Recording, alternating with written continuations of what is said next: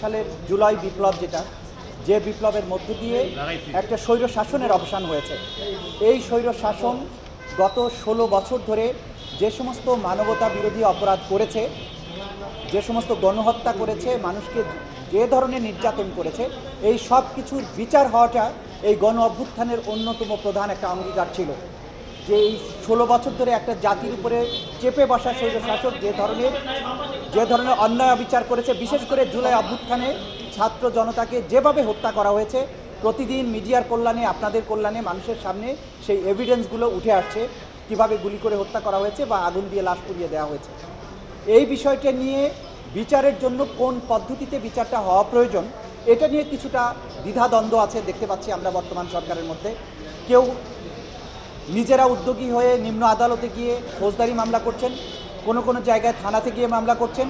কিন্তু আমরা স্পষ্ট করে এই জিনিসটা জাতির সামনে পরিষ্কার করতে চাই যে ধরনের অপরাধ হয়েছে, এই অপরাধগুলো বাংলাদেশের প্রচলিত আইনে, ফৌজদারি কার্যবিধি আইনে বাংলাদেশের আদালতগুলোতে হওয়া সম্ভব নয়।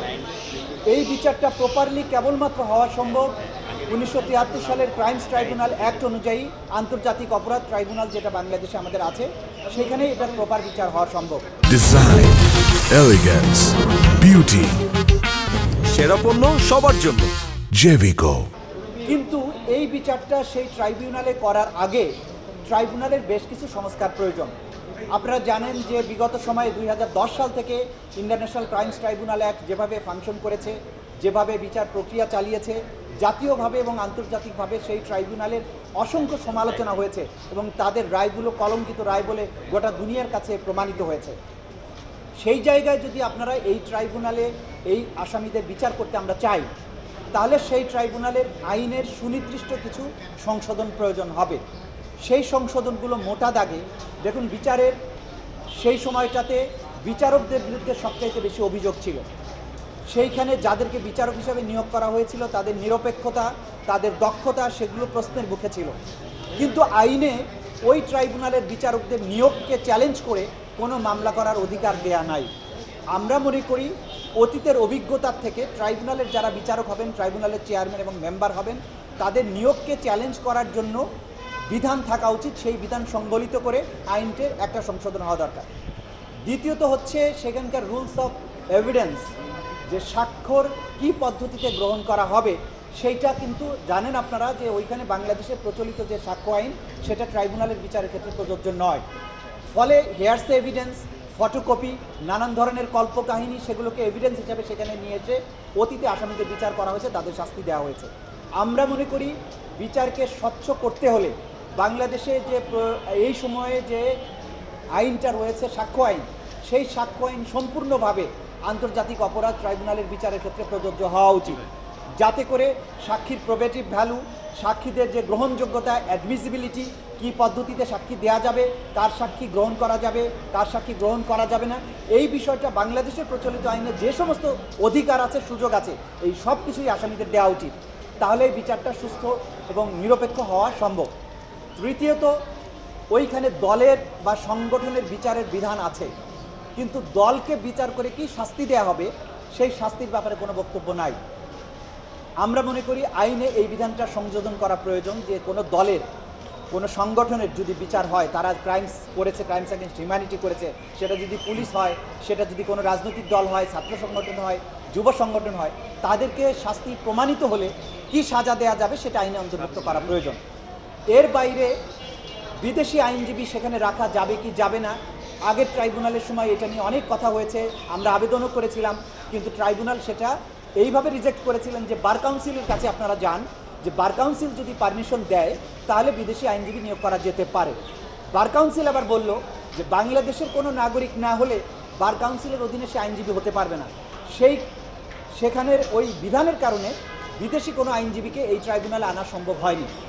আমরা মনে করি স্বচ্ছ এবং ন্যায় বিচার হওয়া প্রয়োজন। সেই ক্ষেত্রে যদি আসামি পক্ষ বিদেশ থেকে কোনো আইনজীবী আনতে চান, তাকে সেই আইনজীবী আনার সুযোগ দেওয়া উচিত, এবং সেইটা প্রসিকিউশনের ক্ষেত্রে প্রযোজ্য, যে প্রসিকিউশন পক্ষেও যদি তারা বিদেশি কোনো এক্সপার্টকে তাদের প্রসিকিউশনের আইনজীবী হিসাবে রাখতে চান, সেটাও আইনের মধ্যে সংযোজন হতে পারে। সবচাইতে গুরুত্বপূর্ণ আরেকটা জিনিস বাকি থাকলো, সেটা হচ্ছে তদন্ত সংস্থা। এই তদন্ত সংস্থায় সবচাইতে যোগ্য, দক্ষ, নিরপেক্ষ লোককে নিয়োগ দেওয়া উচিত, যাতে করে তদন্তের নামে কোনো প্রহসন না হয়। তদন্তের মধ্য দিয়ে সত্যিকারে অপরাধের যে প্রমাণ সেটা যাতে উঠে আসে, এবং সেই ক্ষেত্রে টেকনিক্যাল সাপোর্টের জন্য, যেহেতু যে অপরাধের বিচার এখানে হবে সেটা আন্তর্জাতিক আইনের অধীনে অপরাধ, সে কারণে এইখানে আন্তর্জাতিক সংস্থা, বিশেষ করে জাতিসংঘের পক্ষ থেকে টেকনিক্যাল অ্যাসিস্ট্যান্স দেওয়ার জন্য প্রস্তাব দেওয়া হয়েছে।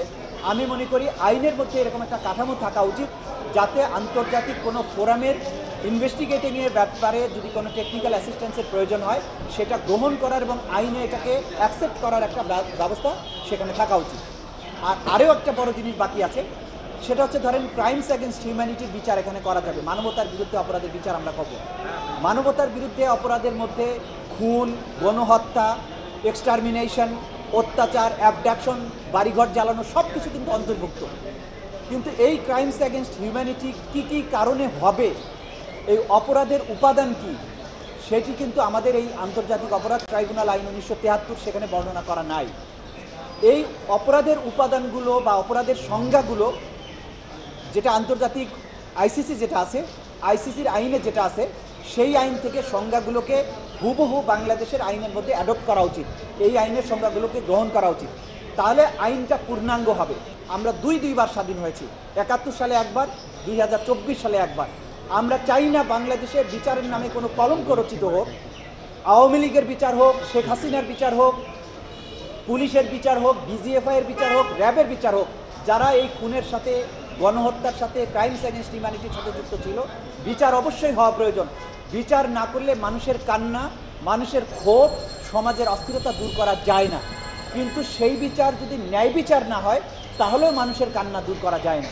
আমরা চাই অতীতের কলঙ্ক থেকে জাতি বেরিয়ে আসুক, এই ট্রাইব্যুনাল আন্তর্জাতিকভাবে আর কোনো প্রশ্ন যাতে কেউ তুলতে না পারেন সেইভাবে আইনটা সংশোধিত হোক, প্রসিকিউশন, ডিফেন্স এবং বিচারক প্যানেল গ্রহণযোগ্য, নিরপেক্ষ, দক্ষ হোক, এবং তাদের এই দক্ষতার মধ্য দিয়েই নিরপেক্ষ একটা বিচারের মাধ্যমেই ন্যায় বিচার প্রতিষ্ঠিত হোক, শহীদের আত্মা শান্তি পাক, নিপীড়িত মানুষ মনে করুক তারা একটা প্রতিকার পেয়েছেন, এবং আসামি পক্ষও যেন বুঝতে পারে যে তারা যে অপরাধ করেছিল তার অপরাধের সঠিক এবং কৃতকর্মের সঠিক বিচার হয়েছে।